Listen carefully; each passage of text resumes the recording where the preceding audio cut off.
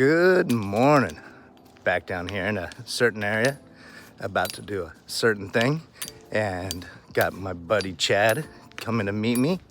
So hopefully he gets to experience the just absolute beautiful area that we're planning to go hunt, and can't wait to get in the water. Oh, cheers. And look at me. I sewed up my air conditioning here, and on the booty. Sometimes I feel like the song Bridge on the River Kauai should be just playing while I do this walk.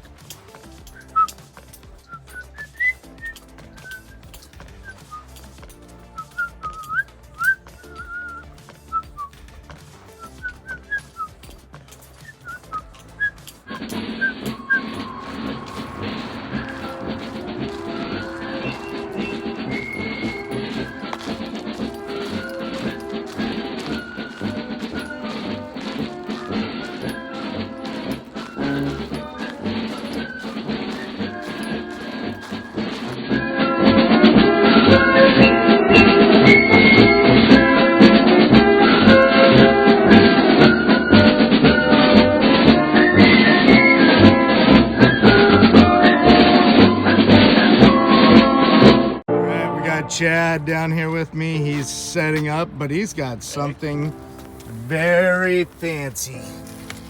Check it out. Brand new. Picked up yesterday, but check this out. Bands, roller. Man, he's coming out to play. Jeez. Whether you're hunting your little perch or all of a sudden you see your big yellowtail, he's all set. All right, here we go. Hopefully my mask holds up. It's got a great big hole in it. So here we go. First dive of the day, I decided to do a warm up on something a little bit deeper. So out here, dropping down probably about 30, 35 feet. And I drop on this just little rock reef, and there are huge sheephead all over it. I do it again on another one, and once again, don't think you can see them here, but some huge calicos drop down, and then right on the edges are just 3 or 4 really big, mature sheephead.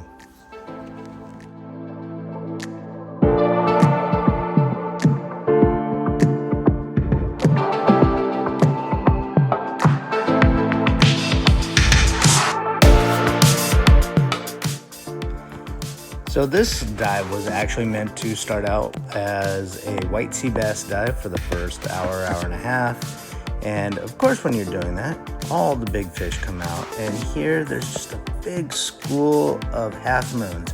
And I mean, they are some of the biggest half moons I've ever seen. And oh man, they would have been such great tacos. But staying with it, not going after the big half moons, not going after the big calicos, not going after the sheephead. We're looking for some white sea bass.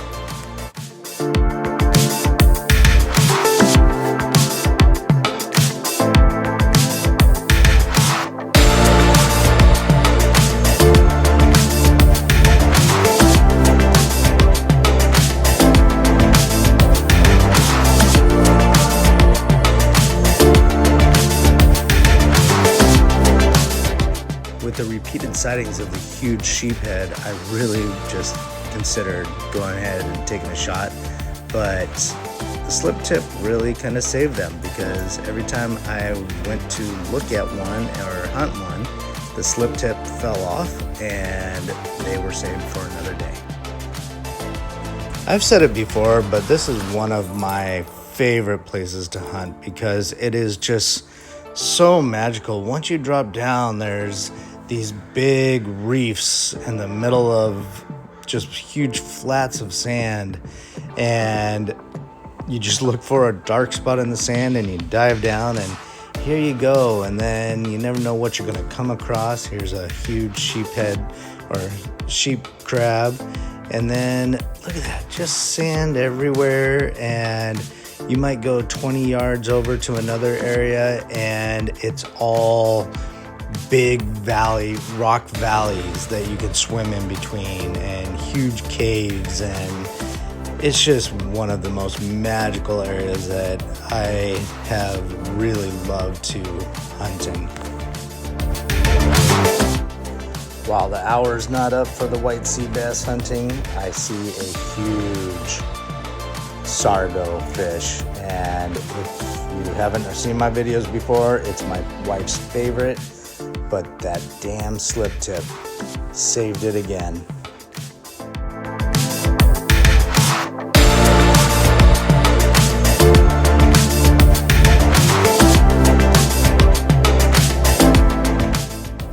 With lobster season and white sea bass season, you are constantly moving. You're constantly covering ground to find any kind of fish or any kind of lobsters. And in this case, I just don't do enough of this, and I'm so excited to kind of have white sea bass season be done, because drop down and just hang out on a reef, see what fish come through. Usually the reef just livens up after about 10 seconds of just being quiet.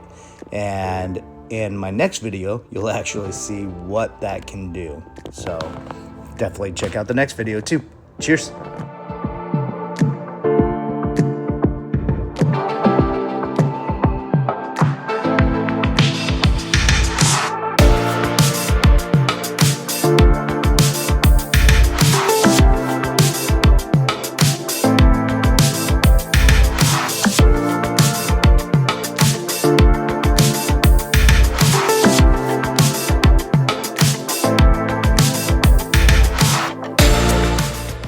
Stalking on this reef, and looking over to the right, I see the unmistakable shape of a big calico trying to kind of saunter off. So get close to him, take a shot, and bam, I've got it. Wait, no, I don't. Calicos are notorious for when they get shot, they twist, they turn, and slip right off, and this one takes right off.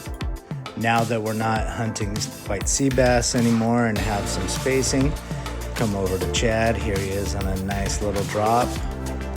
He's aiming for something, not quite sure, and you'll hear the little thump, which means he took a shot at something.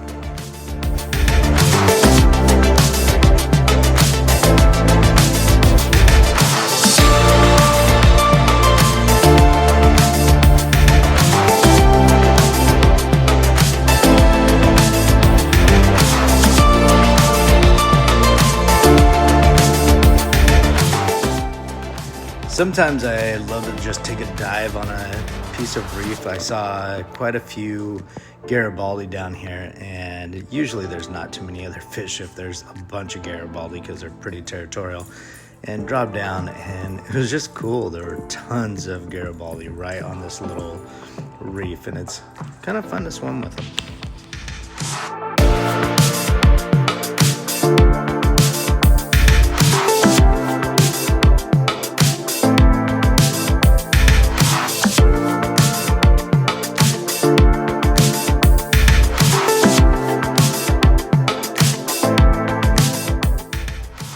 Sometimes Garibaldi will even lead you to a nice sized sheephead.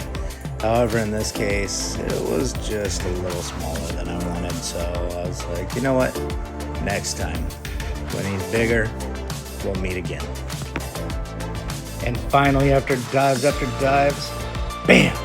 A nice, beautiful sargo for my wife. If you haven't, these things are tasty. Fried up, just a nice little pan fry, and we'll do that in a little bit. And I know this looks violent, but it's the fastest way to dispatch the fish so that the blood stops flowing. You want to bleed it out as much as possible so you get a nice, clean, white meat.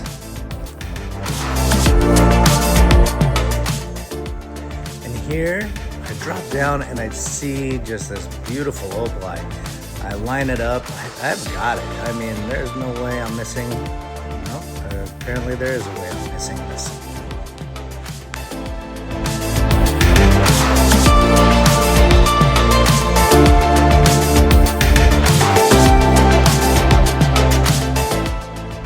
And here, this next thing has to be one of my favorite stocks.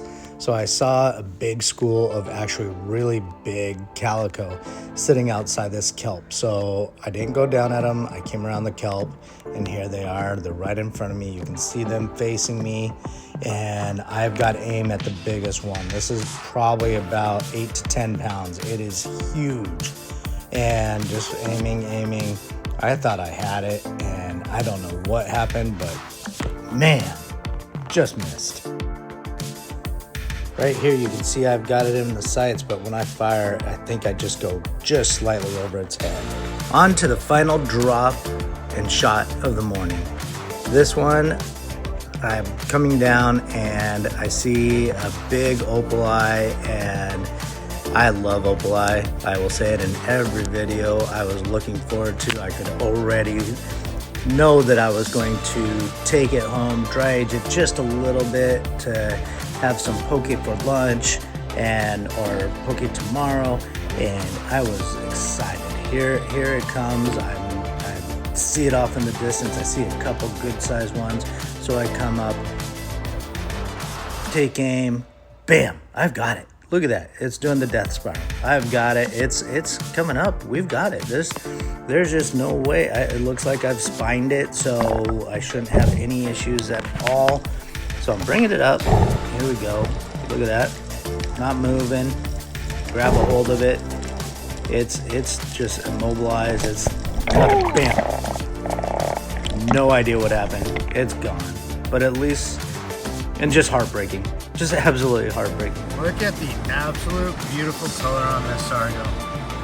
Man, the greens, the blues, just beautiful.